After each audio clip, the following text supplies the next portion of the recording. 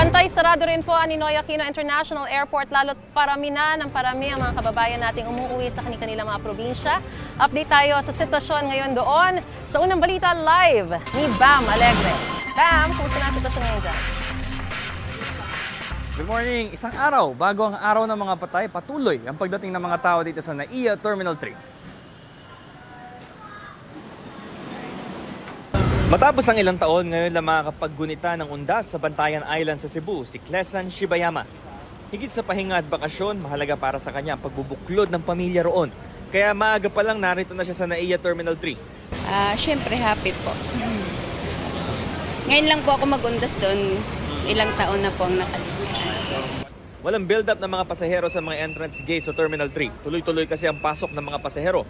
Hindi naman nawawala ang security check bilang bahagi pa rin ng Oplan Ligtas Undas 2024. Mas may build-up sa mga check-in counter pero may pila naman at umuusad ito. Kaya panatag si Marilyn Calderon na hindi siya magkakaroon ng aberya sa flight niya.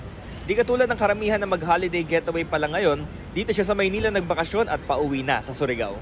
Kasi talaga, schedule namin hanggang 5 araw lang kami dito sa So balik na po kayo? Balik na po kayo. Tapos na yung vacation niyo? Oo, tapos How na was your po. vacation, ma'am?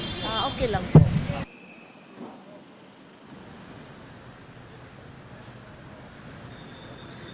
Maris, abiso ng Philippine Airlines, 2 flight nilang kanselado dahil sa sama ng panahon at for safety reasons. Ito yung Manila to Taipei. So for details, just check na lang yung official website daw ng Philippine Airlines para sa status din ng kanilang mga biyahe bago pumunta ng Paliparan. At ngayong umaga, ito ang sitwasyon natin ngayon dito sa Paliparan na hindi ganun katindi yung build-up.